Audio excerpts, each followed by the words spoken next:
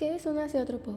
Se conoce como azeótropo o mezcla azeotrópica a una mezcla de compuestos químicos, dos o más componentes, que se encuentran en estado líquido y se comportan como si fuese un solo compuesto. Este comportamiento de los azeótropos permite obtener las ventajas de una mezcla como si ésta fuera una sustancia pura o un solo componente, facilidad de manipulación y almacenamiento. Tomando en cuenta esta definición, tenemos que destacar que no es posible modificar la composición de dicha mezcla azeotrópica mediante etapas sucesivas de evaporación y condensación, destilación fraccionada, por lo cual podemos concluir que un azeótropo mantiene su composición y punto de ebullición durante una destilación. Este comportamiento de los azeótropos se produce cuando una mezcla hierve o ebulle para producir vapor, el cual cuenta con la misma composición del líquido. El punto de ebullición de un azeótropo puede llegar a una temperatura media, más baja o incluso mayor a la de cada uno de los componentes por separado. De este modo, sigue siendo una mezcla líquida y puede conservar la misma composición que tenía al inicio de la ebullición. Cuando se llega a la ebullición a la temperatura máxima, se conoce como azeótropo de ebullición máxima. Para el caso contrario, se denomina azeótropo de ebullición mínima.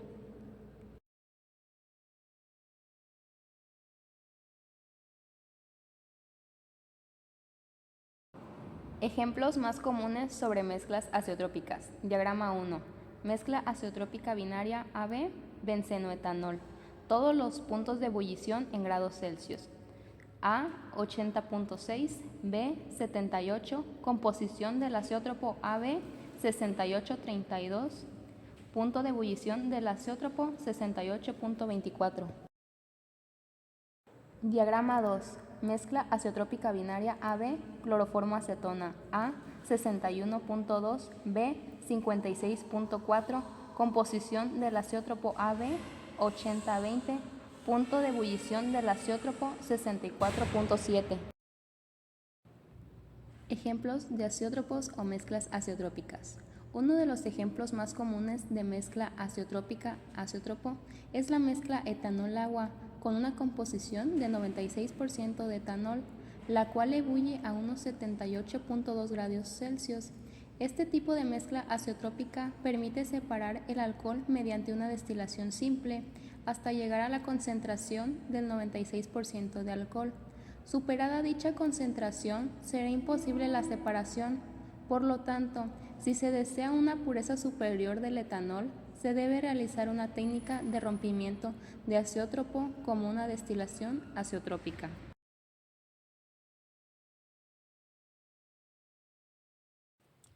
Otra clasificación que podemos darle a una mezcla azeotrópica es según la miscibilidad entre los componentes que la conforman. De esta manera podemos tener dos tipos.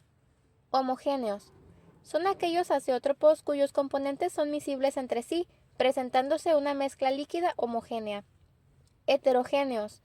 Son aquellos azeótropos cuyos componentes son inmiscibles entre sí, presentándose, según sea el caso, dos o más fases líquidas separadas.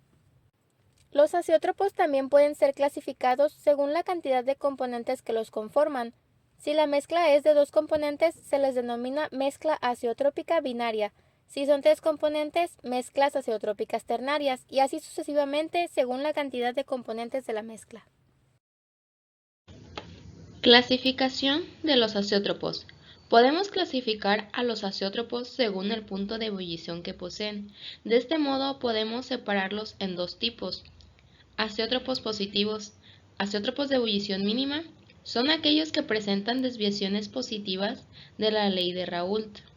Azeótropos negativos. Azeótropos de ebullición positiva son aquellos que presentan desviaciones negativas de la ley de Raoult.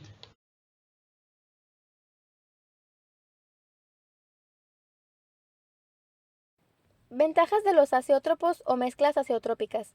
Una de las principales ventajas de los azeótropos es que permiten realizar mezclas de componentes inflamables con componentes no inflamables, para poder obtener una mezcla estable no inflamable que sea mucho más fácil de transportar y almacenar. De este modo, se pueden manipular componentes inflamables peligrosos como un producto no inflamable, mejorando la seguridad y evitando la evaporación de componentes inflamables peligrosos.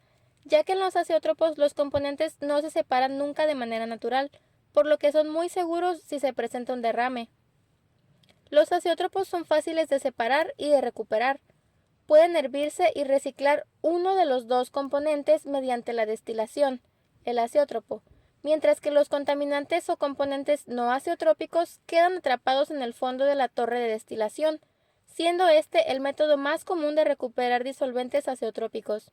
Otra ventaja importante de los azeótropos es que permiten modificar una mezcla para obtener propiedades físicas únicas, por lo cual son de gran utilidad para una amplia gama de aplicaciones.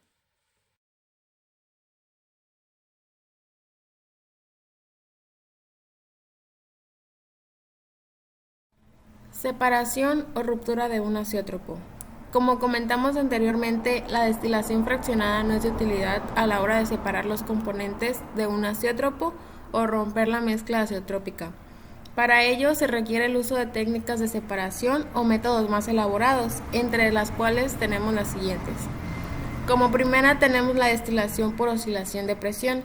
Este es un método físico bastante común para romper una mezcla azeotrópica.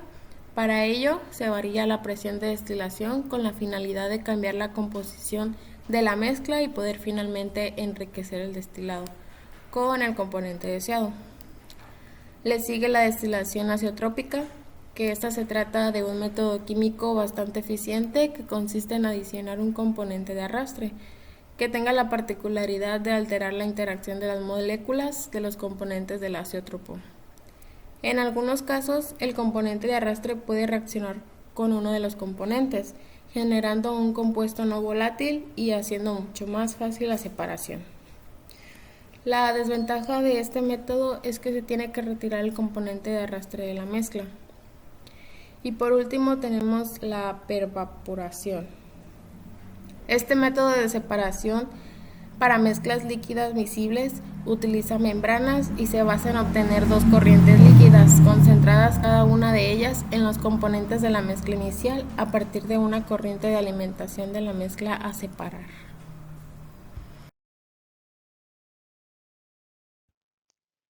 Teorema de Duhem. Para un sistema que no presenta reacción química, el número de variables independientes que determina por completo el estado del sistema es F es igual a 2 más n-1 por pi más pi menos pi menos 1 por n más n. Variables independientes tales como intensivas y extensivas que determinan el estado de un sistema. El número de ecuaciones independientes que relaciona estas variables, donde pi es fases y n son las especies químicas. Eliminando los paréntesis y simplificando, nos queda que F es igual a 2. Equilibrio de fases, regla de las fases, teorema de Duhem. Si consideramos un sistema PVT con n especies químicas y pi fases, en equilibrio se caracteriza por P, T y n-1 son la fracción mol tal que la sumatoria de x y es igual a 1 para cada fase. Un sistema se encuentra en equilibrio si se encuentra en equilibrio térmico, mecánico y de fases. Si la temperatura y presión quedan fijas como variables intensivas necesarias para definir un estado termodinámico, por lo que necesitamos 2 más n-1 por pi variables para definir las fases. Las ecuaciones de equilibrio se pueden relacionar para representar un sistema requiriéndose pi-1 variables por cada especie, quedando pi-1 por n relaciones de equilibrio independiente. De acuerdo a lo explicado anteriormente, vamos a proceder a realizar un pequeño ejercicio de este tema. El ejemplo 1.4 nos dice que una empresa dispone de 10.000 litros de alcohol que contienen 96% en peso de etanol y desea transformarlo en una bebida alcohólica agregándole agua hasta que contenga un 56% en peso de etanol. A la temperatura ambiente de 15 grados centígrados, la densidad del agua es de 0.9991 gramos por mililitro. Los volúmenes parciales del agua y del etanol son respectivamente 14.61 y 58.01 mililitros por mol. en el alcohol del 96% y 17.11 y 56.58 mililitros por mol en las bebidas del 56%. La pregunta es, ¿cuántos litros de agua deben agregarse y cuántos litros de bebida se obtendrán? El etanol será nuestro compuesto 1. Su peso molecular es de 46.07 gramos por mol. Y el agua será nuestro compuesto 2. Su peso molecular es de 18.02 gramos por mol. Se tienen tres disoluciones, A, B y C.